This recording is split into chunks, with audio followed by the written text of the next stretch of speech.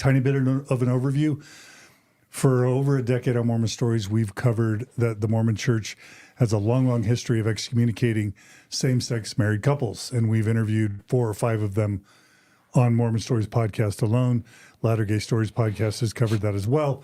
It's just been the long-standing policy of the church, Mormon Church, that when they find out you got same-sex married, you're toast, you're excommunicated. Well, recently we've been able to confirm through intelligence and through sources that we know of at least 5 or 6 legally same-sex married couples who are actively attending their Mormon wards. They are taking the sacrament. At least some of them have callings, and it's known by their bishop and stake president that this is happening. And we think it's really important news. And so we're cautiously celebrating this really important moment in Mormon history. And joining us to discuss first is Kyle Ashworth of Latter-Gay Stories. Hey, Kyle. Hey, John. Thank you for having us. Thank you for inviting the Latter-Gay Stories audience and allowing us to participate in what I think is also something that is worth talking about. We, as you have mentioned, we've discussed this for a lot of years. This is kind of the point of advocacy, right? Where we, from a grassroots level, begin to try to induce change within an organization that has some room and some opportunities for change. And now, if it's happening, let's talk about it. Let's have a conversation. Absolutely. For those who don't know Latter-Gay Stories, you want to tell them what that is? Yeah, Latter-Gay Stories is the longest running LGBTQ podcast, probably in the history of the world. Started in 2012, specifically with the angle of LGBTQ, LDS, that intersection of LGBTQ Avenue and LDS Street. We continue to share individual stories to help change the narrative and help bring better understanding to the LDS community, specifically on LGBTQ topics. So this is right up our wheelhouse, and this is exactly the type of change and the type of conversation that our audience is welcoming, but also wanting to better understand and wanting to be a part of. Absolutely. Conversation-wise.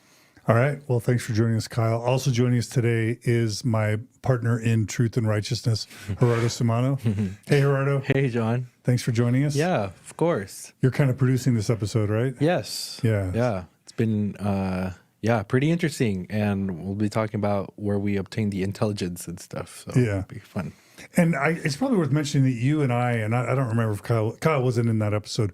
We talked about Charlie Bird and Ben Shalati a couple years ago on a Mormon Stories episode. Yeah, we've done actually a couple episodes I had forgotten about. We did one we call the Mormon Reformation, where we specifically talked about Charlie and Ben and others. Basically just a history of the Mormon Church and advocate, or what would you call them, like just kind of gay advocates, gay poster children for the church, for the church, and how the progression has happened throughout the years.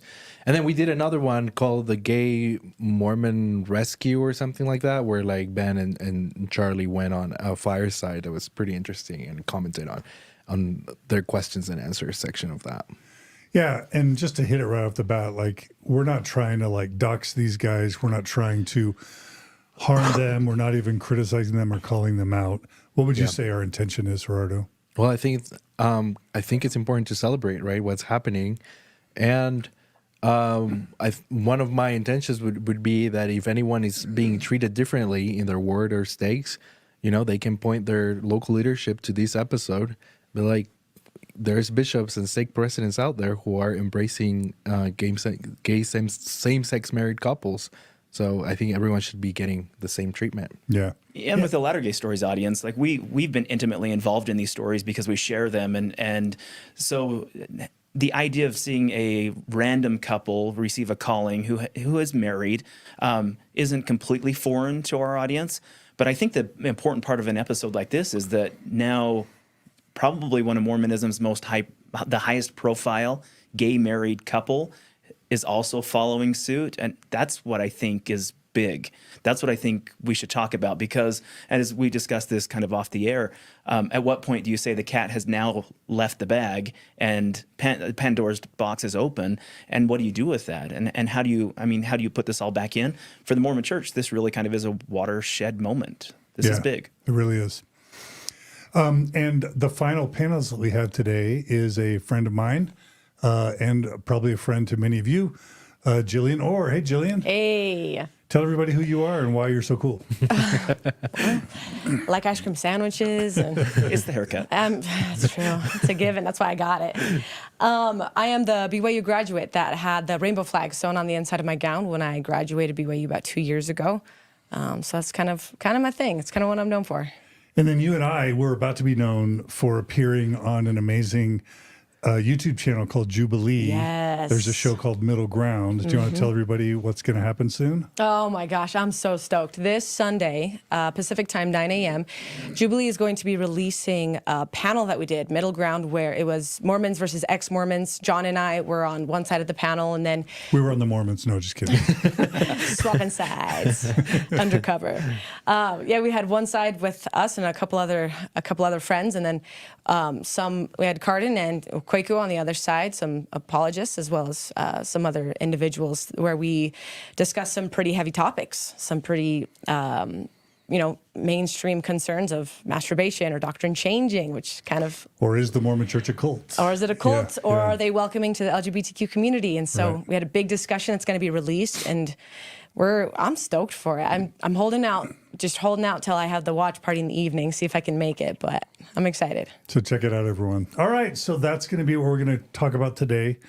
And I think it makes sense also, we've known about Charlie and Ryan for months. Well, Kyle, were you at their wedding?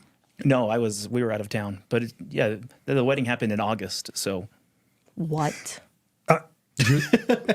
Oh, should we say that What? Jillian is like she's representing most Mormons? And Because Julian's out of They got Julian's out of the married? loop. Because I knew they were engaged. Did you get an invite? I Okay, didn't wait. get an Kyle, invite. tell everyone who Charlie Bird is, and for who doesn't know. yeah, so Charlie's rise or claim to fame really came as maybe two secrets. It's the tale of two secrets. One, he was a closeted Latter-day Saint student at BYU, or even just a closeted Latter-day Saint who then also became Cosmo the Cougar while he was Which is BYU's mascot. BYU's mascot, and critically acclaimed. I mean, he won a lot of awards, a lot of attention. I think ESPN's Yeah. number one mascot. ESPN. He was a big name. So it was a big name, and here he was not only hiding behind a mask as Cosmo the Cougar, but he also was hiding his sexual orientation as well. He was gay and kind of navigating that world as well.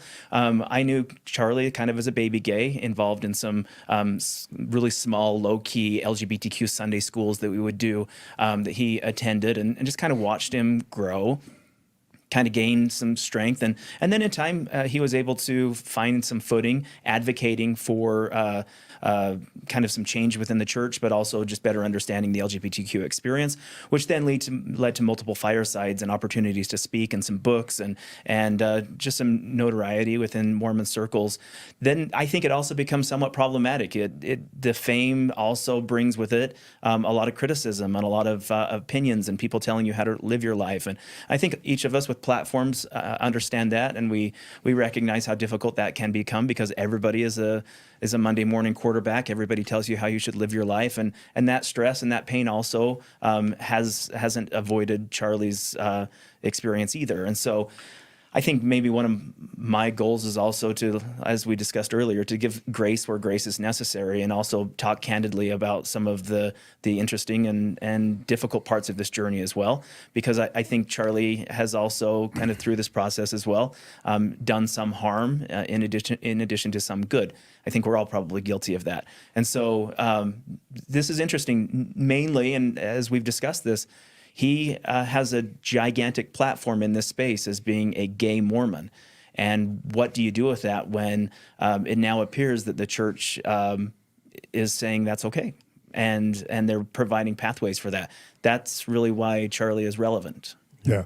can I give a little bit of a backstory? Really quick, you attended Yeah. Charlie and Ryan's wedding when? No, I was not. Oh, you were not. We were there. out of town. But they got married when? They got married in August at the state capitol August of 2023. of 2023. Okay, so they've been married for 6 months. 7 months. 7 months. Okay. Yeah, and it wasn't kept low key. I mean, it was a big party, but I think the idea is to kind of harness the fame of this and kind of so they wanted to do a YouTube video, like a multi-series YouTube channel. They wanted to really like ride the coattails of the influencer world by releasing just little tidbits. So the fact that he is married and it's a big deal may come as a shock to some, like And Jillian. why are Gerardo and Jillian laughing? Well, I'm laughing because Jillian's kind of shocked that this is happening. Jillian, did you know Charlie or were you at BYU when he was there? Yeah, we actually graduated at the same time. So when I graduated with my gown, he was also graduating with his master's, and so that's when we had connected and we chit-chatted and we'd run into each other on and off, and we kind of know what we both do and what we were both doing at the time. But I was not invited. So to you're the wedding. you're shocked? I am shocked. I didn't know. Yeah. I had no idea. Well, let me say that I'm really happy that you know him because I didn't know that when we talked about inviting you to the panel, but now I'm relieved that at least one person. Well, I guess you also know him in person, but Well, he yeah. knew about the wedding, and it was a party apparently. Yeah, huge party. Even this is the interesting Cosmo danced at the wedding too, which I thought that could be problematic for the church. But You mean the current BYU Cosmo attended the wedding? He was it. He was no. Cosmo. The current Cosmo showed up with wow. scantily clad. Whoa. They did a dance Arm for sleeves. the husband, right? Yeah. So And I've met Charlie. I've had dinner with Charlie Oh, long time ago, several years ago. Oh, So I've met him. okay. Yeah. Oh, well, they claimed otherwise on one of their Okay. podcasts. All right. Well, okay, nice. I just wanted to say that we haven't talked about this in our redo, but we've done a couple episodes where we've talked about Charlie and Ben Shilati, who they both have a podcast together called Questions from the Closet,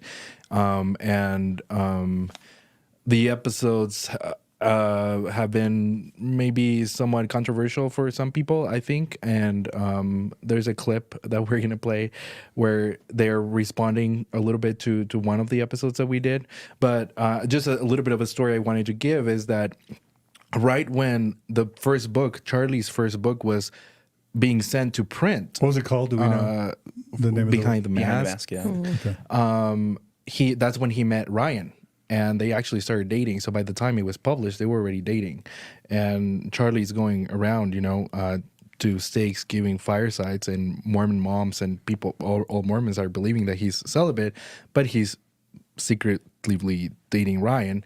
Eventually, I think a lot of people, including us on Mormon Stories, talked about him having a secret boyfriend that he finally decided to come out clean, and he went to the honor code, told them that he was going to break up with Ryan, and at least for the time being while he graduated. And so he did. He didn't face any discipline necessarily, as far as I know, as far as he expressed on the podcast.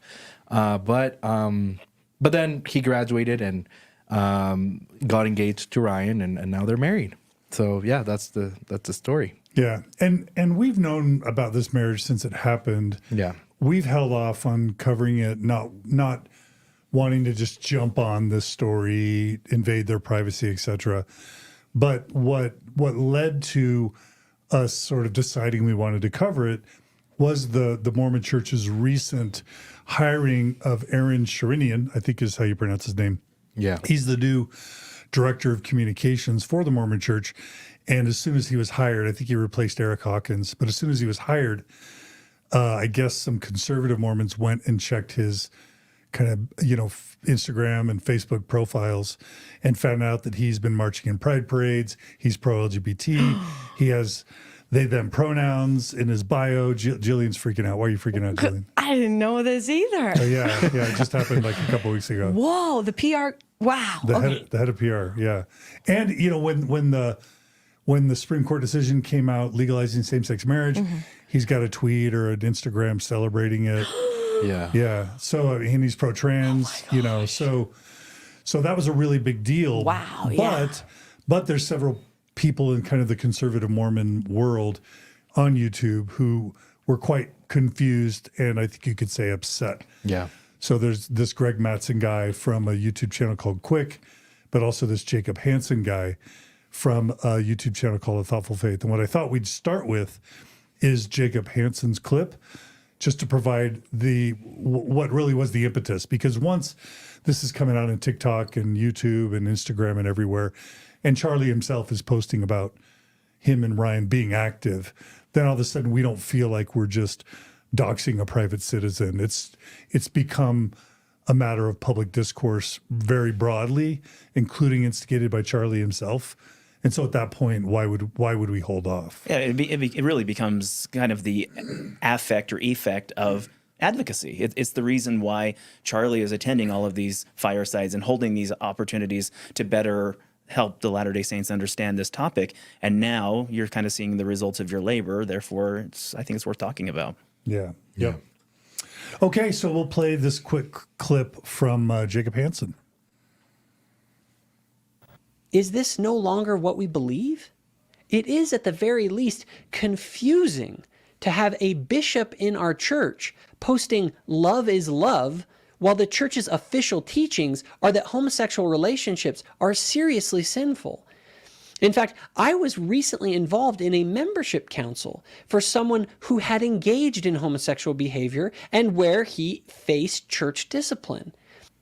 Yet, when the Deseret book author Charlie Bird announces his engagement to his boyfriend on social media, I see other LDS authors and BYU officials writing entire blogs where they celebrate this union that the church teaches is deeply sinful. Now, regardless of your opinions on these matters, is this not confusing? Even Young Women's General President Emily Bell Freeman still has Charlie posted on her social media page as an example of someone that we can all learn from. So is it that some people who have some level of celebrity status don't face any sort of church discipline for what they do, while ordinary members like my friend do? I couldn't help but think of my friend who was in that membership council and what he thinks about all this. Kyle, you were kind of smiling. Oh, the humanity. The idea that because you're gay, you cannot be, you can't learn anything. Oh my gosh, Keep going. Is this no longer what we believe? No, it's not. It's not. Okay, keep going. Sorry. No, you just think of that as like how condescending, how this is maybe a discussion about privilege, and from Jacob's perspective, he's looking at Charlie saying, "You're gay, therefore you cannot be believed," and that's one of the biggest problems that I find in Mormonism. Is you don't have a temple recommend, I can't believe you. Oh, you're this idea that you have to be verified, sourced, and part of the fold in order to be believed is really a problem within Mormonism, and I think Jacob does an excellent job at showing really one of the Mormonism's biggest blind spots in its inability to be diverse, and it's very real attempts at ostracizing any voice that is not its own.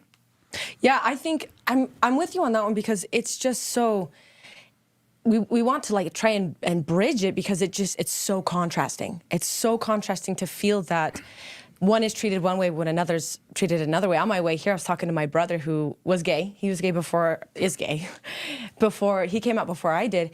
And he was telling me his experiences of bishops that he had and how he struggled with one bishop that treated him extremely unfair when he recognized that he was gay. And he went above him to the stake president. And the stake president, instead of doing something about it, moved my brother to another ward. And so it just feels like this roulette where he was frustrated because he's like, Charlie's not going to get the same treatment that a lot of people have. And so part of us, there's a celebration of this is great. And then there's another part that hurts because that's not what everyone's been experiencing. And I think the Exmo crowd and maybe even the nuanced liberal Mormon crowd is saying that exact same thing. This is just a case of leadership roulette. You're highlighting something that's just a very small minority, and that, I think that's really the discussion we need to have. Is this really just at some point I think now is the point where we have this discussion that maybe this isn't just leadership roulette. Maybe, perhaps, possibly in a roundabout way, this really is a change. And I think a big name like Charlie Bird may say, this could be a change because it's big enough that how do you undo this? Right. All right, Gerardo, you wanted to play a clip from Charlie and Ben's podcast, right? Yeah. Yeah, but I did go want ahead. to Yeah, please. discuss that. Well, Yeah. what should we discuss? I probably after I explain how do we get the information. But basically, I think you already explained, John. We've been hearing that that Charlie and Ryan had been embraced by their word, by multiple sources, and we have known about it for several probably months, and we didn't really want to cover it. But finally, I think the Jacob Hansen video was what made us, okay, I think this is important. And then also finding out that there's other couples who are getting similar treatment as well, right? So when I heard about it for the first time, and I talked to my husband and my sister or my dad about it, I thought the calling was interesting to me, but they all thought that the sacrament was actually the big thing. And the reason that I've understood now is because if you are taking the sacrament and are allowed by the bishop, the bishop knows that you're taking the sacrament. That means that either the bishop doesn't believe you're actually sinning, or you have anything to repent of, or that's like too bad. Which is 'cause we know that the law of chastity, violating the law of chastity, is second to murder. So at least their bishop and possibly stake precedent, they don't believe that they are committing the sin next to murder, which is kind of cool and progressive. And so yeah, I think that's why it's pretty interesting. That's so confusing. That is so confusing because even just being in a gay, even just kissing a girl, right? Even just kissing a girl, I can't take the sacrament. Mm-hmm. Like, According to what? Who? according to bishop, according to the standards of the bishop's handbook, is if you participate in any homosexual relationship, even at BYU, if you hold hands or date girls, you'll get kicked out of BYU. Right. But if in the church, if you are kissing a girl or pursuing the lustful desires that you have of pursuing homosexual feelings, you can't take the sacrament. And so that blows my mind. And just for those who are trying to speculate, I do have a source who's confirmed that the bishop and the stake president know that they're married and, support what's going on. So it's not a matter of the bishop and stake president not knowing. Yeah, 100%. Like I've got additional sources too. And so I'm listening to Jillian, like kind of her mind is blown. And then I think like, but should we also have a conversation about like these differing standards? Because it seems like we have talked about Bishop Roulette, but BYU Idaho has a different standard than BYU Provo. BYU Hawaii has a different standard than those two BYU schools. Bishop so-and-so has a different standard than President so-and-so. And BYU has a different standard than even the church does. That's like right. BYU's more strict. Yeah, that's right. And so that's what I'm saying. Like when we start talking about just kissing somebody or in a relationship or creating a friendship, like really what standard should Mormons live by? And this then goes back to what Jacob Hansen is talking about or Greg Mattson is talking about or any of these other conservative, ultra-Orthodox Latter-day Saints. What standard are they judging this topic by? And at what point does the church become responsible for setting the record straight and creating a narrative that is uniform? Because then, I mean, all four of us have differing opinions as to what is acceptable or what certain leaders allowed us to do or not do. And all of those are four completely different experiences. Right. How can that be standard? And how can you literally judge somebody's next afterlife, experience in the next afterlife by creating a set of standards that literally is as colorful as the roulette wheel? Yeah. Yeah, and I think that's the rub here is because we don't want to invade Charlie and Ryan's privacy. We don't want to have them get in trouble. We're not trying to cause trouble. This is a celebratory podcast. But at the same time, we acknowledge that this podcast maybe contributes to forcing the church's hand to clarify what's going on. To me, I think that's probably one of the hardest parts about doing an episode like this. Candidly, honestly, it is the idea of if the church is allowing this to happen, I don't want to stop that because to a lot of Latter-day Saints, and I think there's a big difference here between Greg Mattson and Jacob Hansen will talk about Latter-day Saints of faith, gay Latter-day Saints of faith, like people who are living single, celibate lives. I also want to talk about gay Latter-day Saints who are faithful, who have faith, who aren't just talking about the covenant path, but are talking about a relationship with Christ. And I want to give them that space if that's their path.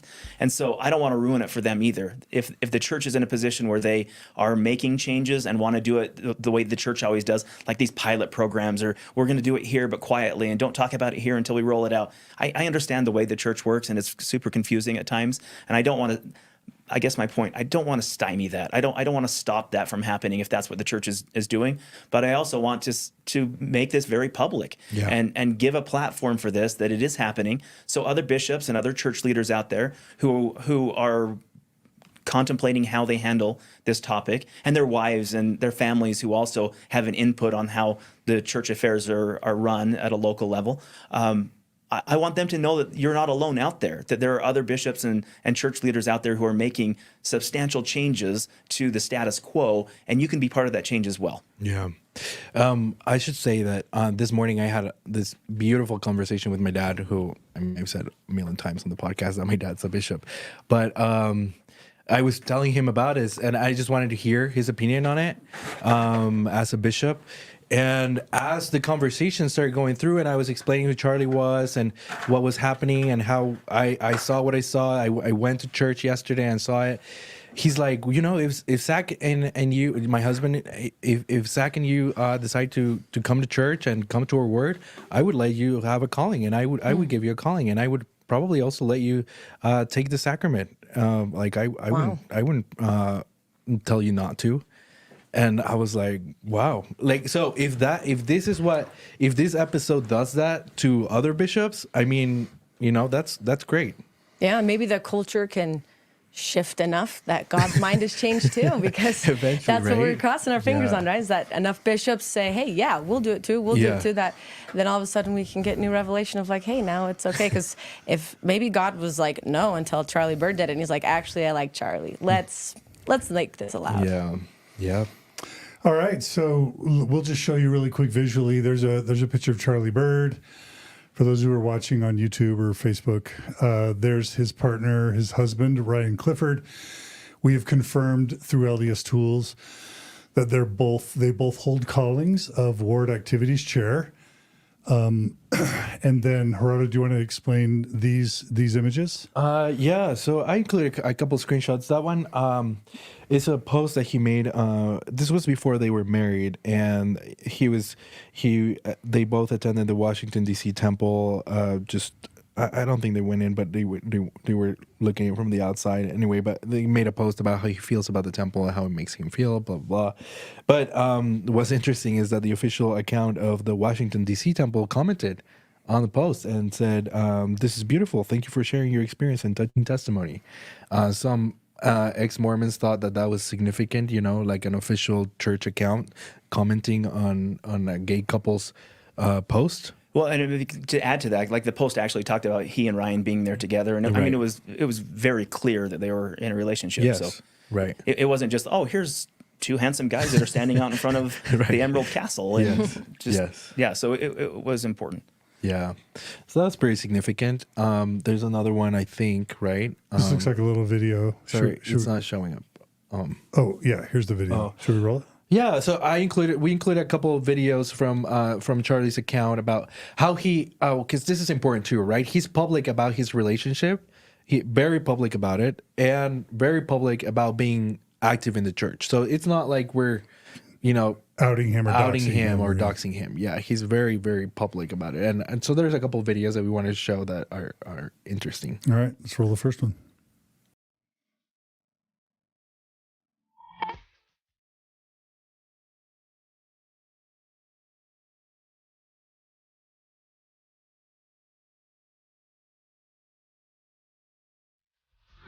So, Gerardo, for those who couldn't see that, what did you just see? So it's Ryan and Charlie at the beginning, and there's a question from someone on Instagram that asks them, Are your Mormon families supportive of your marriage?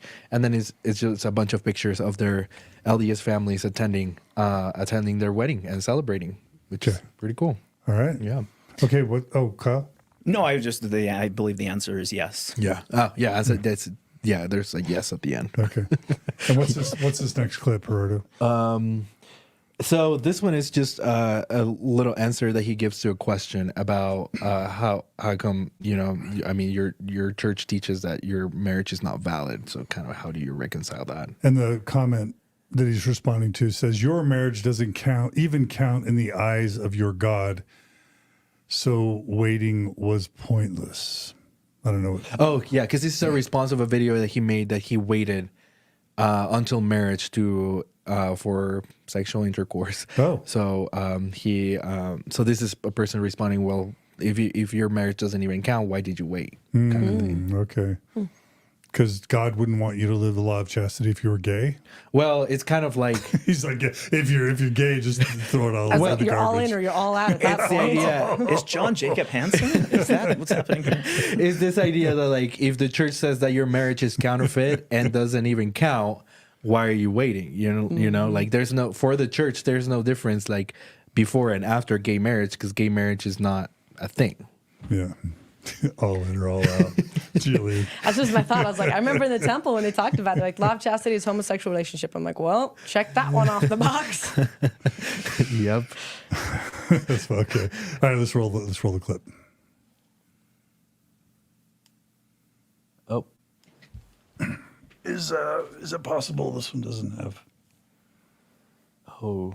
I think there might not be audio for that one. I'm sorry, guys. That's okay. Yeah. That's all right. If you remember what he said approximately. Yeah, I mean, he just explains about his beliefs and he believed that was right for him. And he's kind of tired of people telling him what to do or not to do. Okay.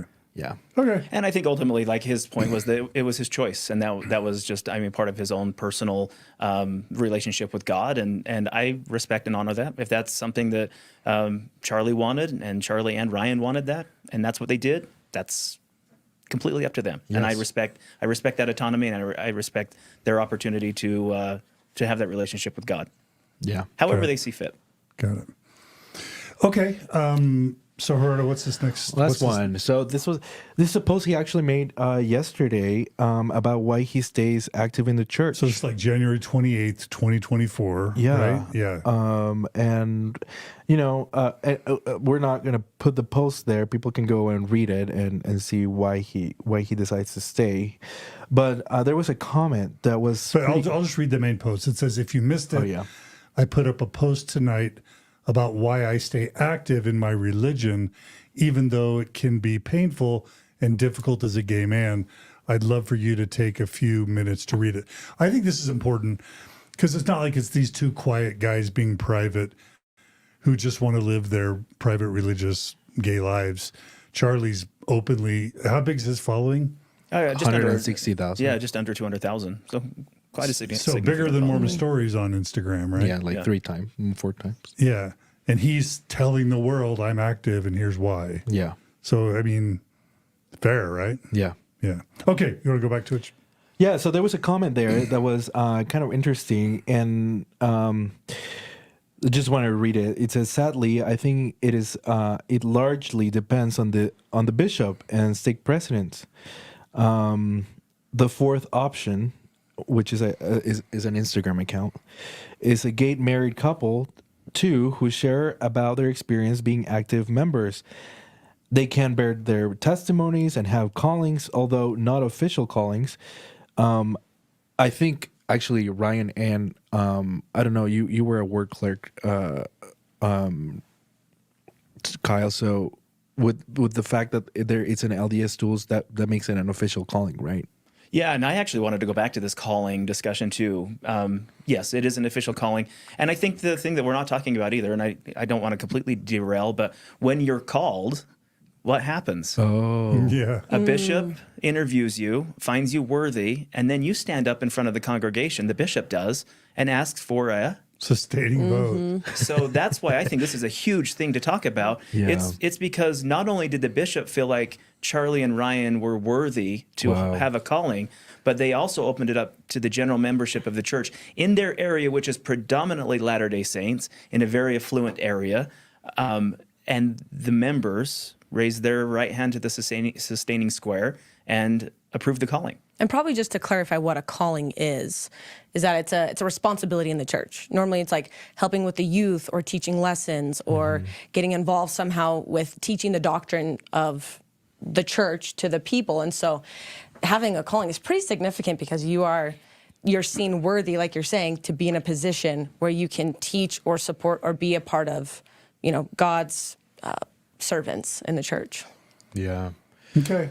So, Gerardo, what were you saying about anything else about this slide? Oh yeah. So and then but this lesbian Latter-day Saints, apparently they don't have official callings according to this person. And it says, I often think about how my social media stories I share would potentially get me in trouble too, and it's scary to think about. But I hope the church will scale back on excommunications because it just isn't right. Anyway, and then the truth option, which is this lesbian couple who are active in the church, who are allowed to give their testimonies and have callings, and they commented on the post as well, and they actually talk about knowing other gay couples who were actually excommunicated, and they acknowledge that their experience is not what other people are experiencing in the church. But they have a Instagram account, the.fourth.option, and they share their experience being active in the church. All right. Okay. Yeah.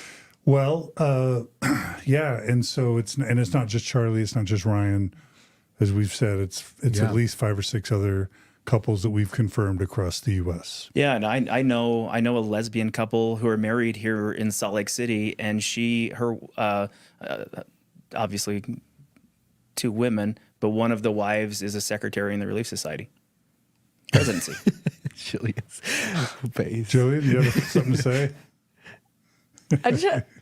Every time something new comes up, I'm just shocked. I'm just so shocked because, part of me is like, that's great. That's great that there's movement. And then part of it just like, every time I hear something like that, it actually hurts my heart because of the grief that I've experienced. You yourself? Yeah, just the pain of me and hearing stories and talking with my brother and my friends or people in the queer community, just like how painful it's been to be ostracized and then to see people who are accepted and allowed to be part of different things. It's just mind blowing to me because I don't know why. Yeah, I don't know. There's just a lot of pain behind that. These are the queer stories that I want to reach through and just hug everybody because they're so hard. Yeah. Because there are a lot of Latter-day Saints who want to remain Latter-day Saints, a lot of queer Latter-day Saints who wish to remain queer Latter-day Saints and love that identity and love God at the same time.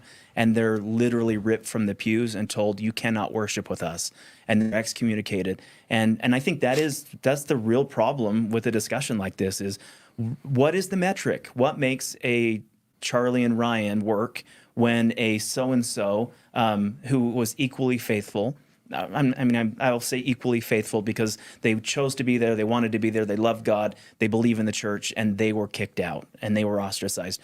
And does that really just come down to who their leader was? Or were they not faithful enough? Is Charlie and Ryan more faithful? Are Charlie and Ryan more faithful? Is that the reason why they're in this position? I just think this is a discussion, and this is a problem that Mormonism needs to fix.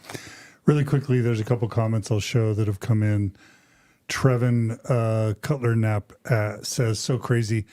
I sat through disciplinary counsel for same-sex relations, was out on probation and told I could not take the sacrament, hold any callings, give talks or prayers in any meetings. Thank you for sharing. I'll just share a couple more. Rock Moninoff 808 writes, wow, just wow. As a gay man myself, I don't know how to react to this. I think of the gay people who have died by suicide because they wanted this and could never have it. Thank you for sharing that, Rock Moninoff 808. We're going to be showing some clips of a few past Mormon Stories episodes that tell the stories of people just living their beautiful married gay lives, and the bishop comes knocking on the door and excommunicates them on their doorstep. So that's going to be coming. But thanks for those who shared those comments that help give a sense for why there's a real injustice here.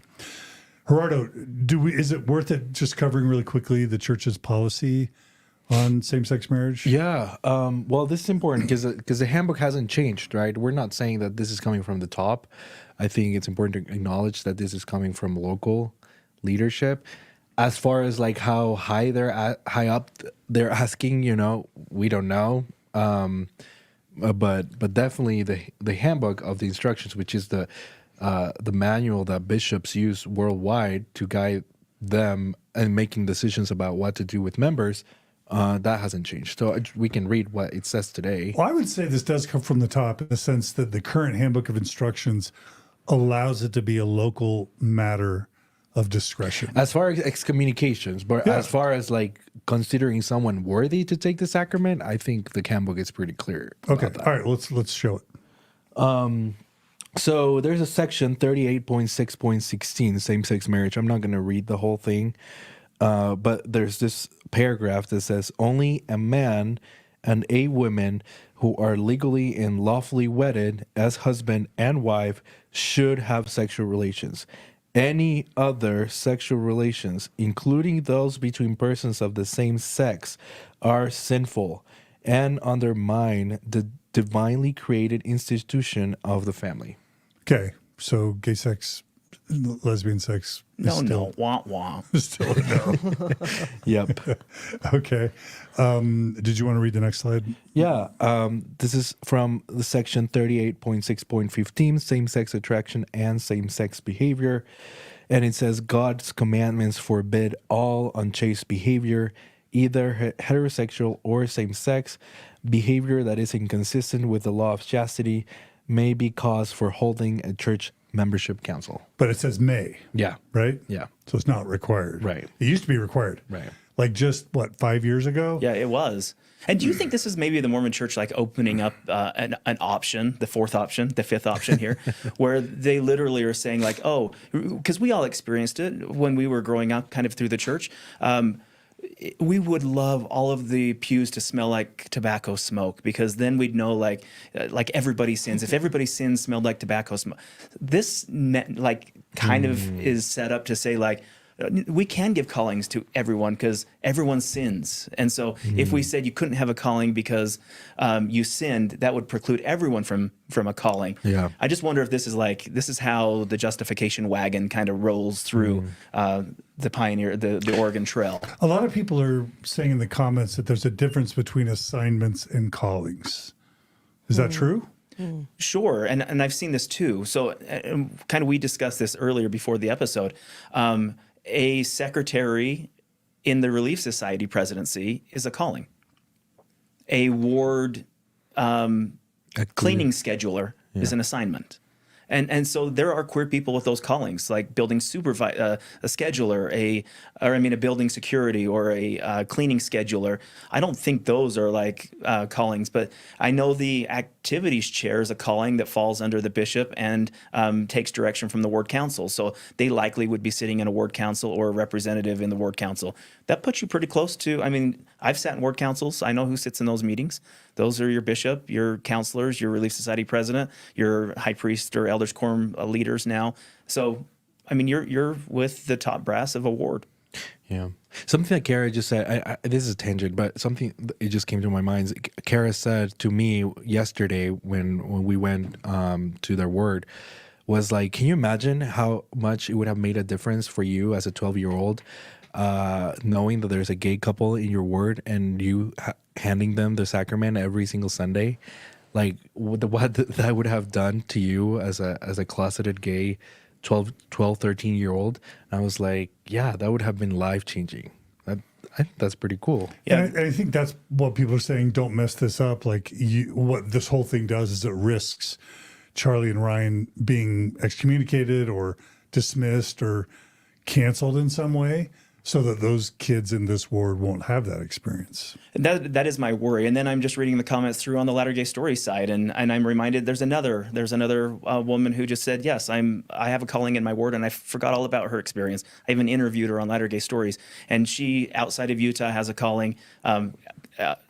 She says, albeit minor, but it is still a calling, and it's something that she enjoys, and she's active in church, and she's transgender. So the experience is there even outside of kind of Mormon Mecca in Utah, and I don't want to ruin that for these Latter-day Saints either. But I also, again, want to emphasize the important fact that this is happening, and if you're a church leader out there who's contemplating whether or not that gay Mormon in your ward is worth a calling, I say yes, they absolutely are, and extend those callings and give people an opportunity to serve, because if they're choosing to be in your pews, and then maybe the facetious side of me says, you'll take anyone you can get at this point. But if they're choosing to serve and allow them to serve and give them an opportunity to fulfill a responsibility.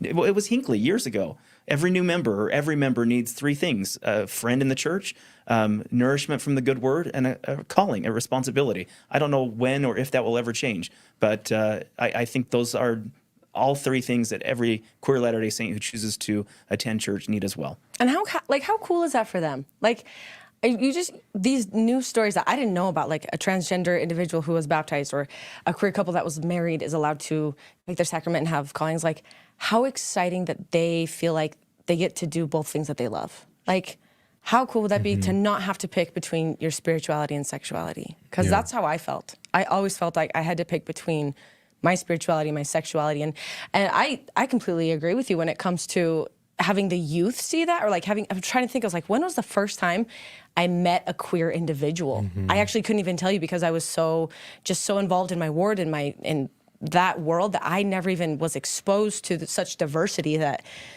I don't like. Maybe I did know them and we didn't even know, but it's just a cool thing to be able to merge if that's what really is making people happy, and allowing them to choose what makes them happy. And the alternative opinions, the ones who are really the loudest voices against things like this, have spent a lot of time, like, I don't want to say pointing their muskets. I didn't want to say pointing their muskets. Literally pointing their muskets towards the LGBTQ community. What these very conservative, ultra-Orthodox Latter-day Saints haven't been able to create a narrative around are the allies, the family members of bishops, like the wives of the bishop, or other church leaders in the ward who are supporting things like this. I've got a story right now at Latter-day Stories about a family in the Pacific Northwest who stood up for a transgender kid in their ward. And they're some outside, a couple members in the ward, and then some outside kind of periphery ward members are absolutely they're going bonkers over this. They've involved the bishop, the stake president, the area authorities, trying to get these families affirming Latter-day Saints in their ward excommunicated. They want their callings taken away because they showed up in a rainbow pride pin, or they read a book about Jacob who wears a dress. And so the narrative, the kind of these muskets have always been pointed at us, like the queer Latter-day Saints who show up on Sunday or try to do our best. But now there's cisgender, straight Latter-day Saints who also are supporting. There's no narrative for that. And it's really difficult for Jacob Hansen to go up against a bishop or up against the bishop's wife and find relevancy or find somebody who supports him, because it was a lot easier just to target the queer person. And I think that's a beautiful part of this advocacy as well. Love it.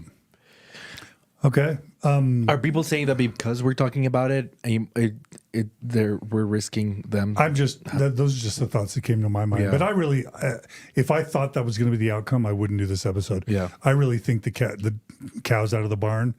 I don't think the church can put this genie. How many metaphors can I use? I don't think the church could put this cow genie back in the barn bottle. Yeah, I totally agree. In a bag. The candy bar is out of the wrapper, everyone. You're just chewed gum. Oh, wait. Is that too much? Oh, God. PTSD. Yeah, so that's my hope, is that this is a watershed moment. Really quickly, Gerardo, we also included last thing. Did you want to say one more thing? No. Okay. In the Church Handbook of Instructions, if we went back to 2015, the church made it so same-sex marriage was a mandatory, disciplinary council with mandatory excommunication, which actually put same-sex marriage higher than rape and incest in terms of severity. And we did our best to embarrass the church to the point where it needed to change that. And that's what I was going to say to the response. If anyone thinks like, oh, why are you highlighting this? They might be taken away. Well, I don't think the church reversed the November 15 policy because it was kept secret, right? I think they reversed it because we kept hammering it and exposing it, right? And that's how the church changes. It's literally the only way the church changes is when they get really bad media. And I think the other interesting part about that kind of, I don't call it a reversal because it really was just they took the puzzle apart and then they just put the puzzle pieces in other parts of the handbook. But I do think the interesting part was Dallin Oaks, when he announced that, he specifically said we did this because the members created a divide between the Latter-day Saints and the LGBTQ community, and it become really harmful. And so we wanted to kind of mend those fences and bridge the divide. He said, we essentially, we want the members to do better, and we want the members to stop with the prejudice, stop with the bigotry, stop with the hatred. And I just thought that was even super interesting and maybe a tad bit tacky that the church would say it's not because we gave you a uninspired, undivine revelation. It's that the members didn't know how to treat the LGBTQ community. It went south really fast, so therefore we're going to blame the members for the rollout of the 2015 policy or the impact of the 2015 policy, and then kind of put that pressure on them. I thought that was really weird. At the end of the day, I'm glad it's gone, at least on paper, and we can still continue to work for a better Mormonism for both straight and non-straight Latter-day Saints. Yeah. So for those who are able to see, who can't see, I'll explain it. We've got from the Church Handbook of Instructions when a membership council is required or maybe necessary. And then, it's got 2 columns. A membership council is required, and it lists murder, rape, sexual assault, conviction, child or youth abuse, and violent predatory behavior.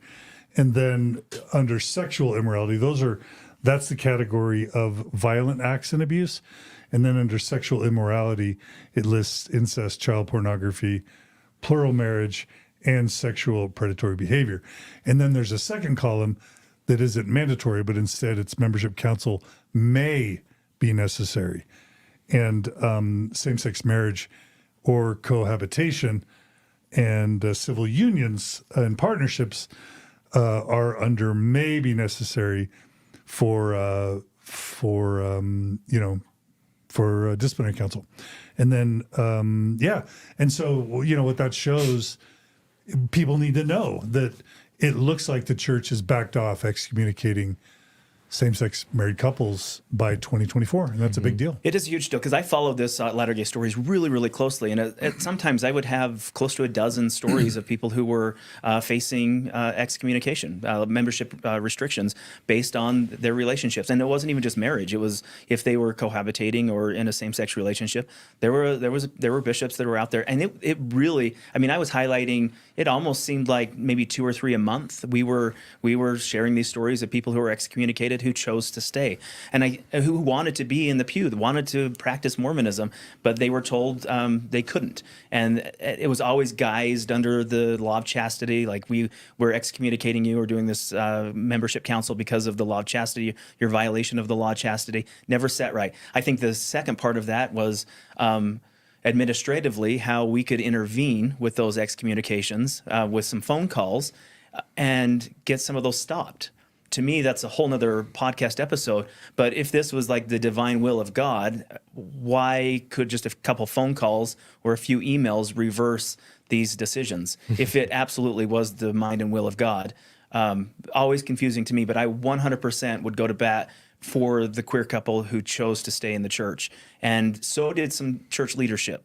I want to give credit where credit is due, but there are some leaders at 50 North Temple who believed the same way, and they would intervene, and there were excommunications that were stopped, dead in their tracks. Yeah, and I've got close contacts who say that the Quorum of the 12, Quorum of the 15 is divided, and that there are members of the Quorum that are pro-LGBT, even potentially pro-same-sex marriage, and then others that aren't. And so, that's a problem. And those who are pro It didn't take very long for them to contact an area authority, who contacted the stake president, who contacted the bishop or branch president, and excommunications were stopped Shut down the excommunication. within days. Yeah. I really hope for the sake of for the sanity of the queer community, just kind of what you're talking about is it's great. And I love that they can have these changes and these pivots and all these things that are shifting. But I hope that there's explanations as to why. I hope that there's reasonings, because I remember, just being a part of it. And before I even started identifying this way or started to recognize how I felt, I remember being oh, well, my brothers gave it. We'll figure it out one day. We'll figure it out when we're in heaven, right? But then when it was me, I was shoot, I need answers now. I can't wait until I die to figure out why. Because, and this is an analogy that we, it just came up when John and I were filming with Jubilee this last time in LA, is that it feels like being a stray dog. It feels like to be queer in the Mormon church, from my personal experience, is that it feels like being a stray dog, where it's everyone's excited and we gather around and look at this stray dog we took in and we love. But the stray dog doesn't get to live in the house. It never gets its own space. It never understands why either. It doesn't get a place at the table. No, it doesn't get a place at the table. It's not equal. You're a second-class citizen, if anything. You get the scraps. And there's no reason why. We don't know. We're oh, well, God will tell us one day. Well, why can't we know? So I hope as these changes happen, which are for the benefit of the mental health of queer community, but also the happiness, is that there's also an explanation as to why. And wouldn't that go to show how unsustainable Mormonism really is? Because I 100% agree with Jillian. The idea that, oh, we don't have an answer to that, that'll come. Just don't worry about it. Think of something else. Refocus your attention. And when enough people ask those questions, it really does put the church in a position where they have to start answering those. And if you can't answer them, then you just capitulate and you just open up a space for this to exist. I kind of think that's part of the area we're in now, where we don't have an answer for you. We can't explain why we did what we did. Therefore, we'll just do it and we'll just allow it to happen. And if it happens enough and the members, it doesn't really matter how they react. If stories like this continue to pop up, then again, the genie, the cat, the cow, the candy bar. It doesn't matter at that point, because it now has just become part of the vernacular, part of the experience. So for those who just feel like we're just being mean to Charlie and Ryan, we isolated 4 or 5 clips from, Mormon Stories episodes within the past 5 to 10 years, some of them within just a couple years. Less than a year. Yeah, that we wanted to play just for the historical record. And Jillian, I'll be curious to hear your responses to these as well. All right. I'm sure, Kyle, you've seen them. Gerardo, do you want to talk about the first one? Yeah, so this is my friend's. Actually, let me do this. So some of the episodes we're going to be showing, there's Jill and Katie Searle, episode 974 to 975, Responding to Tragedy. This is where Katie Searle's mom, Jill, talks about her excommunication. We have Lori Lee Hall, one of the chief architects for the Mormon Church. Fascinating, beautiful, heartbreaking story. Who was excommunicated just for not even having surgeries, just gender expression, social transition. Yeah. That was a powerful one. We've got Elizabeth Grimshaw, and then we've got Dusty Johns. Those are the ones. But the first one, Gerardo, do you want to set this one up? Yeah, this is my these are my friends Brennan and Douglas. And I think the clip is pretty self-explanatory. Yeah. What's happening. And we just want you to contrast the treatment that Charlie and Ryan are currently enjoying relative to what these people whose clips we're about to show you, what they experienced just a year to 5 years ago. Less than a year. This one is last July. Yeah, we did this episode a year ago. Yeah. All right, let's roll it. Sorry, I just want to make this clear. So you had moved out. How far away from your home ward where you grew up? So I was raised in Meridian, went to church there. Okay. I moved to Boise, the capital of Idaho. He's in college. In college, going to Boise State. And you were living together at the time. Living together, small, remote apartment. It's kind of got a back entrance. You got to go and find it for sure. A student apartment. Yeah. You never transferred your records from your old ward because you never attended church. You hadn't attended church in 4 years. Yeah. So after I graduated high school, I did try going to singles ward Okay. because that was But the record what you were supposed to do. But my records, we learned it never moved over Okay. because I was only there for 2 Sundays. Yeah. Okay. And just so people that are not from here can just get an idea, how far is that where you were going to college from your home ward? It's about for me, it's a 20-minute drive. If you're driving, at a normal pace, it's like 30 minutes. Okay. And it's a different stake. Is Yes, that right? completely Yeah. different steak. Okay. Definitely Completely different different. steak. Probably Alright. like 3 steaks over. 2. Alright. I don't know exactly. So Okay. Continue. Oh yeah, yeah. Hanging out Wednesday night, knocking on door, and then Brennan comes out and open the door, and there's these 2 men. I was just sitting. I was like, "There's 2 dudes, soliciting at an apartment complex." just At 8 night? p.m. at night. Yeah, Yeah. this is 8:30 at night. That was weird. And then they deliver a letter. I knew that they were from church because they were talking like, we're from so and so Mhm. ward, and then I recognized one of them. The other I didn't recognize, but they introduced themselves and I asked, what I was like, well, you drive. I actually said, well, you drove all the way across town. I think I said thank you for taking the time, which I was trying to be polite. But I took the letter and I started opening it. like and, right in front of them. Yeah, and they kind of had this look like, oh, maybe we should like go away now, before he starts reading it. And I saw the line which said, "You are being called to a membership disciplinary council on the basis of your conduct related to same-sex marriage." And so I didn't say anything to them. I let them go, and then we closed the door and kind of looked at each other, and I was like, "Babe, you need to come and look at this." Did they make faces? Was there any verbal reaction from them? Were they just standing awkwardly as you read it? Oh, so I was opening the letter. I'd briefly skimmed it, but before I went to call Doug over, I had let them go. So Okay. they headed out. And we read it, and we talked for a little bit about like what it meant, and I was like, what is a membership council? Because I'd heard of disciplinary councils before, but I didn't know if the membership council was the same thing. So we talked about it, and it took us a bit of conversation to figure out like the weight and the immensity of like what this meant. Right. And so we were like, oh my gosh, we need to call Gerardo. I know. I was like, text her right away. And they called you. Yeah. And do you know what happened?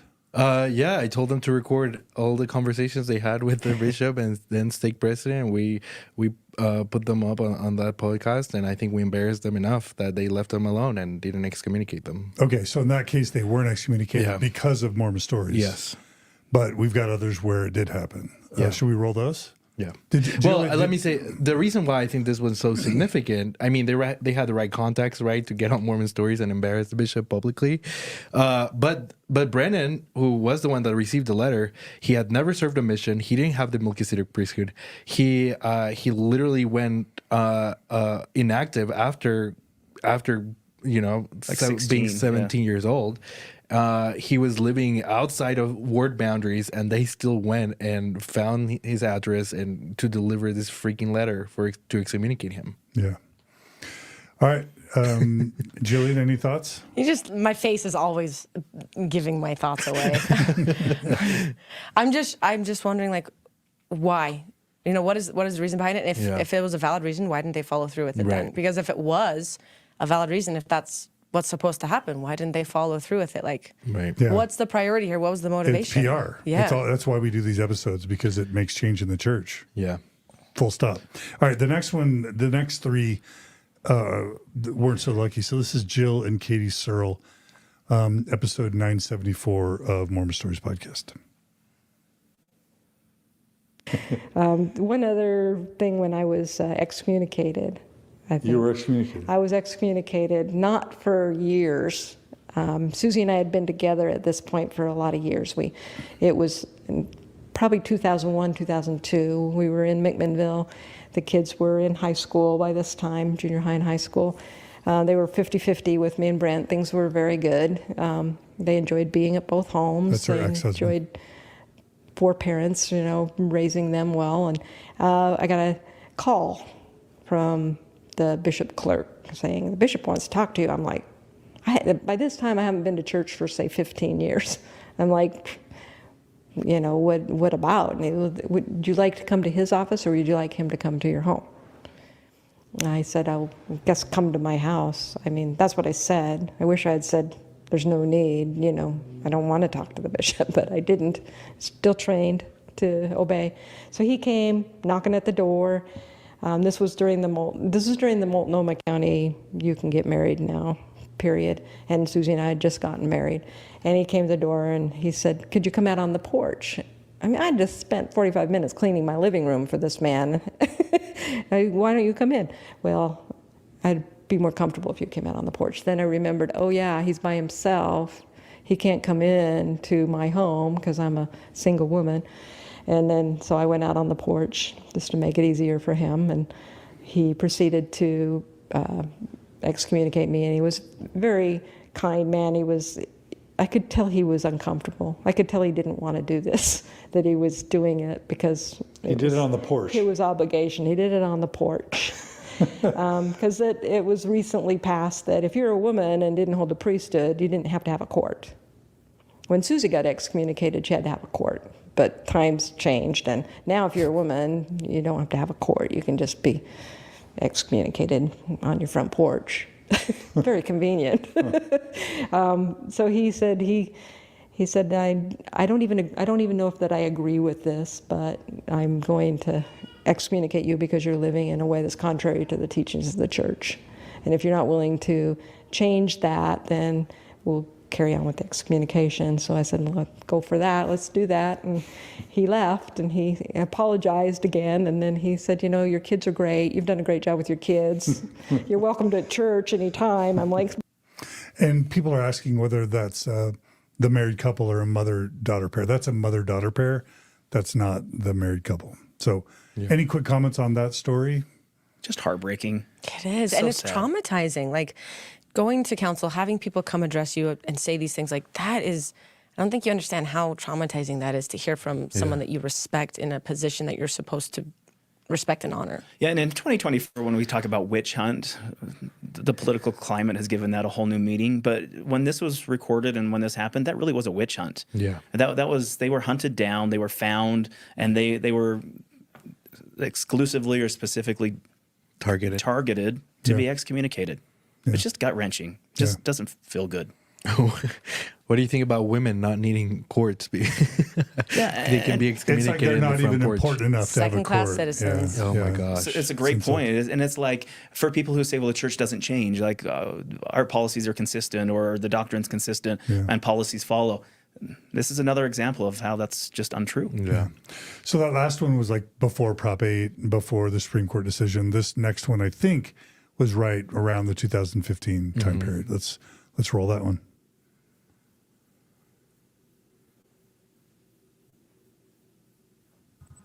He said, you were going to have to leave your relationship or we're going to have a disciplinary council held. And I said, well, obviously I'm not going to divorce my wife and I'm not going to participate in a disciplinary council. And he said, well, I want you to pray about it and I will come back at the end of the month. So he's asking you to pray about leaving your wife. Wife, yes. and daughter. Yes. Okay. So he said, we can do it the gentle way, and you can write a letter asking to have your membership taken out of the church. And I said, I don't want my membership relieved from the church because I believe in God and I believe in some of the components of the church, not this particular one. And he said, well, I want you to pray about it and I'll be back at the end of the month. And so that's how we left it. Okay, and so that was when? That was February 8th, which was, that was 2 days before our 10th anniversary of our commitment ceremony. So that was, that was a nice week. So that was 2 weeks ago, basically. Yes.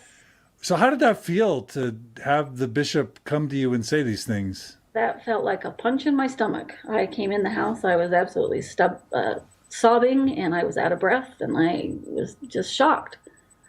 Absolutely shocked, because I knew about the edict in November about, them considering us apostates, but I didn't think it was going to turn into a witch hunt about coming to people's doors and giving them ultimatums. And I felt threatened, and I felt intimidated. And when I get into those situations, I start crying. So I started sobbing with him standing there. And then I felt mad at myself when I came in that I didn't get angry. And instead I cried. Yeah, and people just have to ask, why was Elizabeth Grimshaw and her partner treated this way, and then Charlie and Ryan are given callings and are allowed to take the sacrament and are left alone? What's the difference? Why? And if the church is like, oh, we're making progress, great. Apologize to Elizabeth Grimshaw. Apologize to Jill and Katie Searle. Apologize to Dusty Johns. Apologize to the hundreds, if not thousands, if not tens of thousands of LGBTQ Mormons and ex-Mormons that you held witch hunts against and excommunicated. And reinstate their membership if that's what they want. Right. And I also want to take that a little further and thank the Gerardos and Zachs, the Kyle and Jays, the Jillians, who stood up in front of a commencement ceremony and said, I'm queer, who got married, who were visible in this space, for the podcasts, many podcasts like Mormon Stories and others, who highlight topics like this, who create changes through advocacy and representation through visibility. These are all contributing factors to the difference between what happened yesterday and what is now happening today, in my opinion. Any other responses to that last clip? No? Okay. We'll play one more. This is one of the most heart-wrenching episodes of Mormon Stories. It's Dusty Johns. Yeah. And this is before his actual excommunication. Yeah. But he ended up getting excommunicated. So we'll just play this clip last. And I don't think I played the. I didn't put the entire thing. It was pretty quick. All right. And he sat in our living room, and I said, Bishop, I'm going to be very open with you. Here's where we're at. I I'm kind of listening told to him it. the brief story. And he goes, you taking the sacrament? And I said, we've decided that we should probably not. We weren't married at the time yet. And he goes, well, I don't see a reason why you shouldn't be taking the sacrament. That's important. He goes, let me find out on that. I said, okay. He goes, we're going to love you. You're welcome. And he left, and Tate and I just bawled. We held each other and just bawled. Like, maybe there's a change. Maybe we're not going to be angry. We're not going to be mad. We're not going to, come in and make anybody uncomfortable. We just want to be us. And so we kind of celebrated a little bit. Told our families. I think that helped our families a little bit as well. And kept going to church. And I think the second or third time we went was stake conference, and we got a new stake president. The other stake president had been called to 70, and our stake president was new. And in the meantime, we'd had other people that came in. This is a cool story. Our very first Sunday there, we had a couple out of California that came in. And the very first Sunday, were talking about Prop 8 and how good it was and how the church stood its ground and defended traditional marriage. And we just sat in the background and just kind of looked at each other. And afterward, we thought, that was interesting. And it's too bad I don't think she really understands, or I don't think they really know much about what gay people are struggling with. And so we just kind of noted that. And a couple weeks after that, the husband of that couple started calling us Tate Dusty, the rock band or something. He just really started befriending us. The Elders Quorum president, over loving us, telling us his examples of gay people that he knows who've struggled. This incredible amount of love, the ward. Members of every Sunday we'd go and somebody new would come up and be like, hey, we've heard about you. Hey, can we help you with anything? We love you. Like, just love, just great. The ward itself has been perfect. Absolutely perfect. And what's the name of the ward? Sage Lakes. Sage Lakes? Sage Lakes Ward in Idaho Falls. Stake? North Stake? Idaho Falls North Stake, I think. Okay. Temple District. So the temple, it's the one right by the temple. And so we're thinking, okay, maybe this is going to change. President Basic, the new stake president, comes and meets with us. texts us, hey, I need to meet with you guys. Can I come over right now? So we're like, holding our breath, come over. We're again open, knowing that we're thinking that eventually it may lead to excommunication. But that's not going to change who we are, and what we want, right? And so he comes over, nothing but love. Nothing but love. So the bishop calls me one day and says, hey, I know that President Basic is asking the higher ups what he should do. And they've been told to pause. And I said, why? He goes, all I know is that the public affairs office is involved. Okay. And I think at that time we started hearing. This is back then in May. This is probably June. June. Okay. Yeah, probably June. Okay. And pause what? Pause our disciplinary council. Okay. That they were talking about it. Bishop told us that the stake president had been asking, and that first he said that he asked one, and then they asked pretty high up. I don't know how high up, but several layers up in the 70, and they said, yes, proceed. So he was getting ready to call us. And then he got a letter from the public affairs office saying, wait. So they start waiting. Where's was waiting? And then the bishop basically says, he even reads me the letter that says, and I don't mean for this, the bishop has been incredibly awesome. And he's expressed to us his frustration because he's kind of been like, what do we do? Hey, help us understand. Like, do we disciplinary? Do we not? Can we give these guys a calling? We love these guys. We want to give them a calling. Help us out. They haven't had any guidance. And so we find out that there's this letter that from the public affairs office that basically says, hey, we're from Idaho. This guy that writes it, I'm from Idaho. I know the members there very well. We're going to leave this up to you, stake president. You decide what you want to do. And this is always, this is second and third, levels. I'm not hearing this firsthand from anybody, but the bishop had gotten a letter, I think, from the stake president, and he was reading us parts of the letter. So we think, okay, we're waiting, and then we think, well, the stake president came over and gave us nothing but love. He's been open, he's been kind and generous, and says we're always welcome. We think this is going to be okay. And then the stake president calls and says, we need to meet. And I didn't go to this meeting. Tate went to this meeting alone. I was at work or something. And the stake president basically told Tate that they needed to do a disciplinary council. And that there were three options: no action, disfellowshipped, or excommunicated. And I got the distinct feeling at that point that they wanted, that it would be better for us if we were separated. And after we concluded this interview with Dusty, it was before they had actually been excommunicated. Yeah. And I remember, Kyle, I think you might have been involved with this, where we reached up to our contacts to see if we could get someone to intervene to stop. And this is right before the reversal of the November 15 policy. I want to say it was like 2 weeks. Yeah, 2 weeks before. I was listening. So Dusty called me right before the interview. He was freaking out, and I was staying here in Salt Lake. I was at the DoubleTree, sitting in the little rotunda, like tears rolling down my face, just listening to this episode, and also knowing like how much we had worked and tried to help Dusty. And then he's excommunicated, and maybe even, I want to say like 9 days. That's what keeps coming. Like 9 days later, the church reverses the policy, no longer mandatory excommunication. And this was beyond. I mean, they had a chance to appeal, just nothing. Like nothing came out of it. Yeah.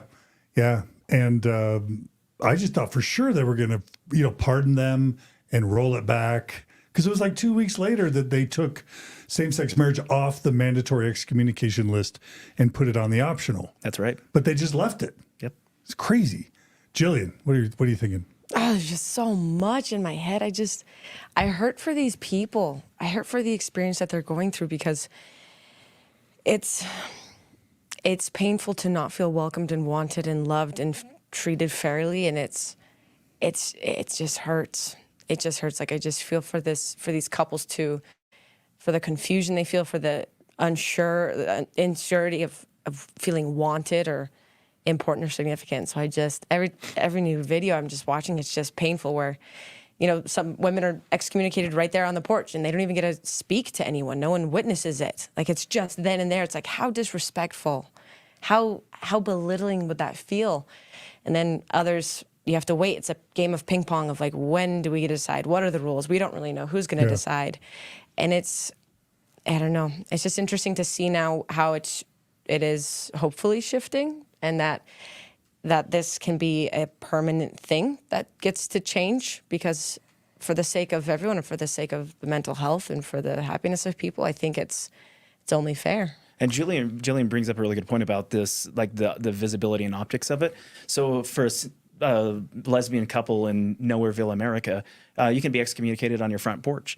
But for somebody like Dusty, who was a radio DJ and a very well-known Idaho public figure, church PR has to get involved, and they have to weigh the schedule of excommunication based on public relations. And Lori Lee Hall, another great example of how the chief architect who designed some of Mormonism's most iconic buildings, they have to navigate this very discreetly in order to make this thing work. And then it goes back to our discussion about Charlie. So with somebody with that type of a following and that much visibility, what do you do? Like how do you navigate? This isn't September 6th territory. This is a much brighter, bolder, wider audience. It's a very interesting time to be a Latter-day Saint leader. Yeah. And going back to Lori Lee Hall, I'm pretty confident that if her experience had happened now, where she is a church employer, assigned male at birth, decides to transitions in her ward, she wouldn't have been excommunicated in 2024. And she would have stayed. Correct? Lori Lee Hall is in my the Latter-day Stories chat side, and she said, I would have stayed. I would have stayed in the church. So, again, what's outrageous is the Mormon Church allows this bishop roulette, where if you've got privilege, or if you've got the right bishop, or if you're in Cambridge or Berkeley or Brooklyn or Manhattan or certain privileged parts of Utah, you get a pass. And then if you're not so lucky to get the right bishop or the right stake president or live in the right region or be popular or famous or wealthy enough, you might get different treatment. And that just feels unchristlike. Like, wasn't Christ's whole message, everyone's equal, no one's better than anybody else? The poor should be treated with as much love as the wealthy and the rich. Didn't he condemn the rich? Perhaps that's the difference between Bethlehem and 50 North Temple. Did he do it on their porch? Did he condemn them on their porches though? No, and from my experience, to be honest, looking back, I probably would not have left the church if it had been so welcoming to the LGBTQ community at the time. I was going to ask that. At the time, that was the biggest thing. And when I had come out as queer and started to identify these things within me, I did start to research and learn. I mean, a lot of it was from the content that you guys posted in Latter Gay podcast with the history of where they stand with the queer community. And it blew my mind. And it hurt so bad to see where we stand and where our future is, or where we fit in the celestial kingdom and all that aspects. But had it been more welcoming, I probably would have stayed, which, to be honest, for me at this point, I'm grateful that it wasn't the case. I'm grateful there was a contrast, and I'm grateful that I'm in a position now where I'm happier than I was before, and being queer and seeing the contrast and the split of what's going on. And more content like this is coming out, and more exposure like that. I know Lori Lee Hall is writing a book, and her book will be out very soon about her experience. Nathan Kitchen, the former president of Affirmation, is writing a book that's talking about that. There's just so many lately that have come out to share these experiences, and this intersection at LGBTQ Avenue and LDS Street, and how that intersection has impacted them and really changed not just an individual. This is probably one blind spot the Mormon Church didn't expect. When they thought they could just get rid of a single LGBTQ member, especially with the November 2015 policy. This is one way of just getting rid of the queer member and kind of thinning the herd a little bit. But what they didn't expect was that it took the whole family. When one queer person left the church, it took their whole family with them. That person left, and their mom and dad and brothers and sisters and aunts and uncles. It was a mass exodus out of the church, and I think it was an unintended consequence that probably led to the kind of the reversal or the change of the 2015 policy. But it is absolutely something that the church has never been able to recover from. Yeah, that's what affected my family so much. Like that made a huge impact on us. Yeah. First, my older brother. I mean, out of 7 kids, 7 kids in my family, 6 of us are out. Yeah. And it was a huge piece, was how the queer community is seen and perceived and treated. It was not just for me, but for my straight siblings who are like, whoa, that's not okay. We're not okay with this. And it's still controversial with how that's being seen. And that's part of a bummer, that it wasn't probably so much that the church was sad about how it was treating its LGBTQ members. It's more that the church was realizing that this was having collateral damage amongst the straight membership. Right. And that's when they realized they needed to make changes. And that's sad. Plus when they were embarrassed publicly by all the disastrous media relations. So we need to start wrapping up.